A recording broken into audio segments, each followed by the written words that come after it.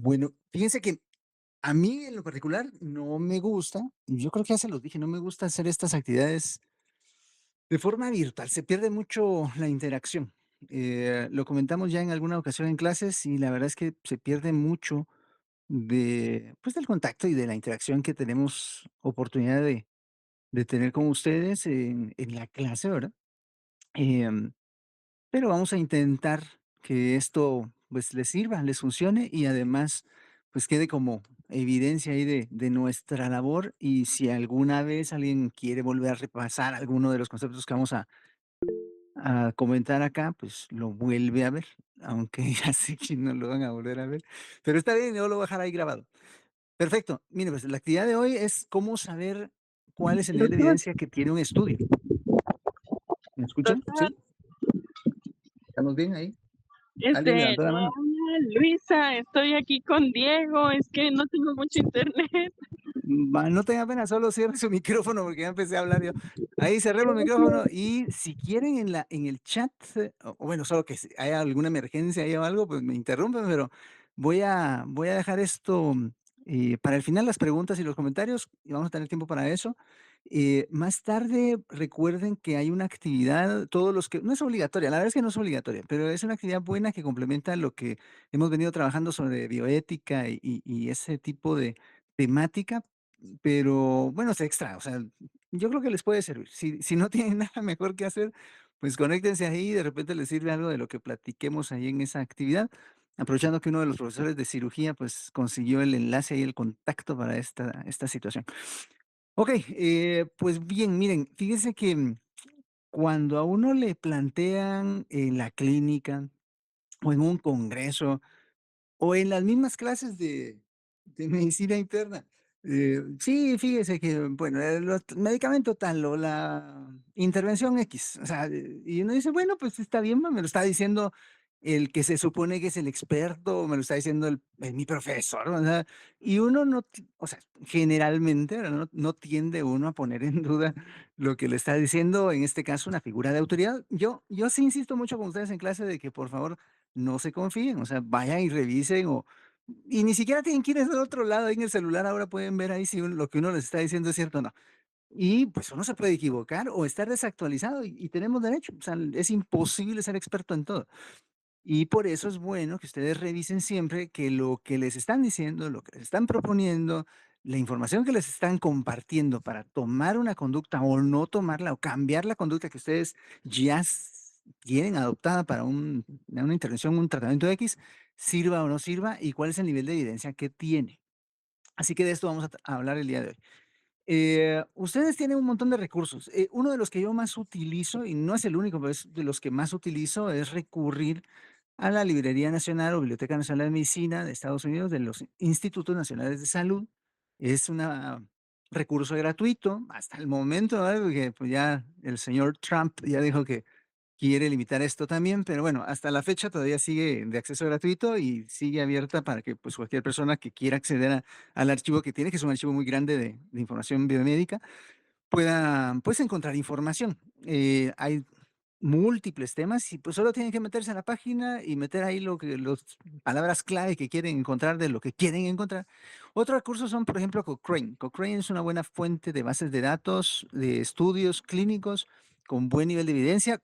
Uno de los problemas que tiene Cochrane es que cuando ustedes le piden una revisión de X, por ejemplo, digamos, reemplazo de testosterona en pacientes femeninas con disminución de la libido. Bueno, y usted le dice, bueno, sí, hay un montón de estudios aquí, allá y todo, pero las conclusiones siempre son, pues, tienen poca evidencia o tienen poco poder, y eso es lo que vamos a ver acá. Hay un sistema, no es el único, pero hay un sistema que es el que más se utiliza en general para graduar el nivel de evidencia y la calidad de evidencia de los estudios para hacer recomendaciones, es decir, para la fuerza de esas recomendaciones de acuerdo al contexto de lo que se hace diariamente en la práctica cotidiana, en la práctica clínica.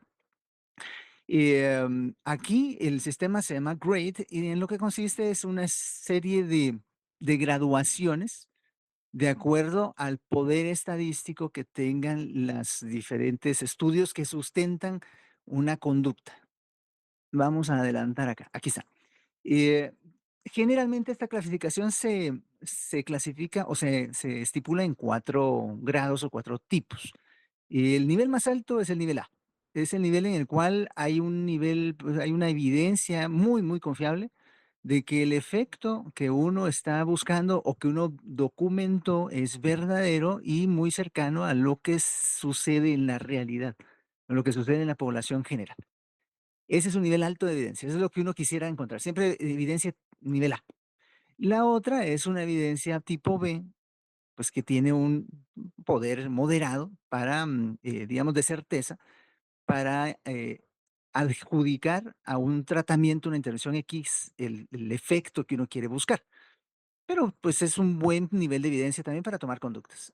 Los otros ya de plano, pues, uno los tiene que tomar con mucha cautela. Generalmente se basan en experiencias, se basan en, pues, estudios de casos y controles, reportes de caso, o sea, evidencia que sí existe, pero que no tiene el mismo nivel o el mismo peso estadístico para tomar conductas. Y ahí vamos a encontrar el grado C y el grado D, que son evidencias bajas o de muy baja certeza para que la evidencia que estamos buscando pues sea adjudicable al efecto que estamos evaluando. Esto nos sirve porque hay una gran cantidad de guías, o sea, hay guías casi que para todo. Guías para reemplazo hormonal, guías para diabetes, guías para diabetes tipo uno, guías para oftalmopatía, guías para enfermedad de Graves, guías dislipidemia, guías de infarto, guías, para todo hay guías. Pero en las guías, precisamente cuando ustedes las revisen, hay recomendaciones y las recomendaciones cada una va a ir sustentada con un nivel de evidencia, A, B, C o D. Y eso es lo que ustedes tienen que evaluar, porque no solo es porque esté en una guía, entonces yo, pues, como la guía gringa lo dice, o la guía de Estados Unidos o de Europa lo dice, entonces pues ya lo voy a hacer. Tengo que ver también el nivel de evidencia que tenga una recomendación específica. Esta guía yo la coloqué acá como un ejemplo de lo que en ese momento, que pues cuando estábamos en plena pandemia, hace unos 3 años más o menos, que empezamos a tener ya presencialidad, como las guías que empezaban a surgir para el tratamiento de COVID y hacer diagnóstico. En ese entonces empezaba ya a ser, a determinarse de mejor manera que una de las pruebas, pues prácticamente la prueba que se convirtió después en el estándar de oro para el diagnóstico confirmatorio de COVID, pues que es la prueba de detección genética basada en reacción de cadena polimerasa, pues en ese momento tenía una calidad alta de evidencia para que después se convirtiera prácticamente en parte de los protocolos de diagnóstico de la condición. Entonces, ¿por qué tiene un nivel de evidencia elevado? Porque al final el tipo de estudios que sustentan esta dinámica de diagnóstico, pues son estudios que tienen un poder estadístico alto. ¿Cuáles son esos estudios? Pues nos vamos a ir para acá. Aquí están los estudios, hay diferentes clasificaciones, esta digamos que la encontré muy práctica y por eso la puse acá, pero los estudios que más peso van a tener estadísticos siempre son los estudios experimentales, ¿sí? Y dentro de los experimentales, los estudios clínicos o los ensayos clínicos que le llaman. Aquí lo que uno trata de hacer es asignar un factor X, o sea, el factor que está evaluando, la causalidad del fenómeno que se está observando. Aquí hay estudios experimentales y están los cuasi experimentales en los cuales pues hay una variación ahí en la metodología que pues, no los califica totalmente como experimentales, pero que sí tienen también un cierto grado de poder estadístico mayor que los estudios observacionales. Aquí dentro de los observacionales vamos a tener estudios de tipo analítico, aquí lo que estamos haciendo es ver cómo funcionan los fenómenos en la realidad. Y vamos a tener estudios de casos y controles, estudios de cohorte. Aquí lo que estamos viendo en cohorte es el nivel de exposición a un factor X. En casos y controles es el desarrollo de una condición, una enfermedad, porque se estuvieron exponiendo a una situación X. Y están los estudios descriptivos. Esto es lo que más abunda aquí en Guatemala. Estudios de tesis, estudios de pre y posgrado, tesis de especialidad, maestría, los reportes o los estudios que mandan también para los congresos de medicina interna. Ahorita, de hecho, hoy justamente terminé de calificar y enviar las notas para los concursos, los trabajos que enviaron al concurso de trabajo libre del Congreso, que va a ser dentro de un par de semanas. Y la gran mayoría de los estudios que mandan son o reportes de casos o estudios transversales. Y pues no digo que esté mal, pues, o sea, no está mal hacer investigación dentro de nuestras propias limitaciones, pero, pues, yo diría que tendríamos que pasar por lo menos a esto, o sea, empezar a hacer casos y controles, cohorte, y, ¿por qué no empezar a hacer estudios de clínicos de intervención? Con asignación aleatoria, doble ciego, controlados con placebo, que es los en general los que más peso tienen. Después de estos, los estudios aleatorios con doble ciego y controlados con placebo, están los estudios que se han dado en llamar revisiones sistemáticas o metaanálisis. Estos no los incluí aquí, pero sí tienen un mayor poder o fuerza estadística porque ahí lo que hacen es reunir, estudios pues, estudios clínicos, con un buen diseño, para reunir datos, mayor número de pacientes y darle como más fuerza estadística, más poder estadístico a las recomendaciones que se puedan hacer. Ahí la ventaja es que reúnen una mucha mayor cantidad de pacientes que fueron sometidos a una intervención X. El único, bueno, no el único, pero tal vez uno de los problemas principales que tienen estos estudios de metaanálisis es que no todos los estudios clínicos tienen la misma metodología al 100%. O sea, hay cierto, digamos, nivel de variabilidad que pues puede influir negativamente en ese poder estadístico que yo quiero tener para poder tomar conductas. Pero bueno, no lo puse aquí, pero estaría por encima de los estudios clínicos aleatorizados, dobles CEOs y controlados con placebo. Aquí necesitamos un grupo control. El grupo control, ¿quién es? El grupo control, pues son las personas que no tienen exposición al factor y que no estuvieron, pues, bajo el tratamiento que uno, pues, estaba evaluando. Lo único es que, pues, idealmente, pues, el investigador y el paciente no deben saber, por eso se llama doble ciego, no deben saber quién sí y quién no estuvo bajo el tratamiento o quién sí o quién no estuvo con placebo. Los estudios descriptivos aquí no vamos a tener grupos controles. O sea, ahí son estudios generalmente transversales y lo que necesito ahí o lo que quiero ver solo es como acercarme a un fenómeno X. O sea, quiero saber qué se está dando, el número de pacientes. Para darle poder o fuerza a estos estudios, sobre todo a los estudios de cohorte y casos y controles, aquí sí necesito una gran cantidad de pacientes. Ahora, en estudios clínicos, ahí puede ser que con estudios de 60, 100 pacientes se logre tener suficiente poder estadístico para lograr que sea estadísticamente significativo los datos que encuentre y poder ya encontrar cierta asociación de causalidad, que es lo que al final quiero encontrar. Yo acá en esta presentación también había puesto, esto lo hicimos en plena pandemia, pero, aquí cuando estábamos con esto del COVID, todavía estábamos aprendiendo, pues, si era más frecuente en varones o en mujeres, surgió este estudio.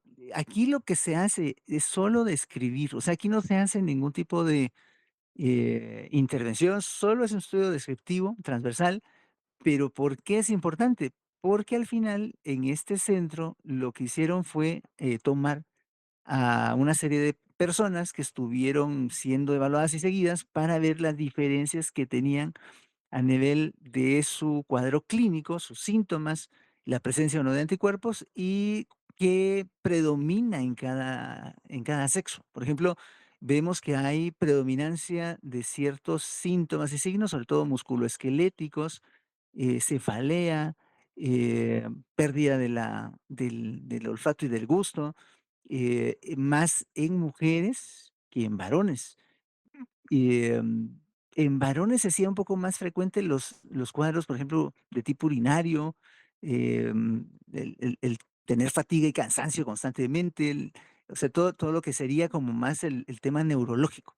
En varones se hacía un poquito más frecuente esto, em, pero en mujeres en general todo lo que es, problemas, articulares, musculoesqueléticos, los mismos síntomas neurológicos tendían a ser mucho, mucho más frecuentes, pero esto es básicamente descriptivo. Y al final, pues de lo que se trata es de que recordemos que existen no solo diseños observacionales y experimentales, sino cuáles son los que más poder nos van a dar para tomar decisiones. Que conste que yo no digo que estos estudios descriptivos no sirvan para nada, pues, no estoy diciendo eso, son útiles, pero el gran problema que tenemos, por lo menos en Guatemala, es que si yo quiero hacer un estudio, no les digo con 10,000 pacientes, digamos que yo quiero reunir 1,000 casos de influenza en el Hospital Roosevelt y ver cómo les fue. O sea, ahí me cuentan ahí cómo les va para reunir los 1000 expedientes de esos 1000 pacientes, porque ustedes solo quieren describirlos. O sea, no quieren ver hacer una intervención, no les van a dar, Paxlovid o alguna cuestión para ver quiénes les va mejor, o probar una molécula nueva o un antiviral. O sea, no quieren hacer ninguna intervención específica, solo quieren ver cómo se comportan. Pero a ver a qué hora reúnen 1000 expedientes para poderlos revisar. Ese es el gran problema. Entonces, en Guatemala, hacer este tipo de estudios requiere, que cambiemos nuestra manera de llevar estadísticas, sobre todo, para que sean, pues, estudios más amplios. Por último, fíjense, al final este sería como un mensaje que tiene que ver con esto, pero es para todo. O sea, ahí y se da mucho en el gremio médico. La verdad es que se da mucho en el gremio médico. Cuando uno les empieza a hablar, por ejemplo, de temas de vacunas, o incluso con COVID, hay quienes todavía dicen que fue así como que se desarrolló en un laboratorio y un genio malvado ahí lo fue a poner en el mercado de Wuhan. O sea, hay gente que es muy conspiranoica. De repente hay teorías que sí se resultan ser medio ciertas, ¿no? Pero, por ejemplo, ahí la teoría de que Tikal había sido construida por los extraterrestres, ¿verdad? Y que eso era una base para naves espaciales y todo. O sea, la verdad es que no tiene ningún sustento. Tikal, los que no conozcan, por favor, vayan a conocer, es muy, muy bello. El lugar es, pues, uno de nuestros tesoros, patrimonio de la humanidad. Si no conocen, pues, como guatemaltecos, por favor, tenemos que conocer Tikal. Vayan y se van a dar cuenta que realmente, lo que está hecho ahí no solo es maravilloso, sino que, pues, el ser humano tiene la capacidad, ya ha tenido la capacidad de hacer este tipo de situaciones a través de la historia, y por eso es que yo pienso que algún día pues no solo vamos a llegar probablemente a Marte, sino que a otros sistemas solares o a otros universos, no sé. El ser humano tiene esa capacidad. Voy a dejarlo acá y pues vamos a abrir para comentarios, preguntas, si las tuviera, ¿verdad? Vamos a ver si alguien quiere preguntar.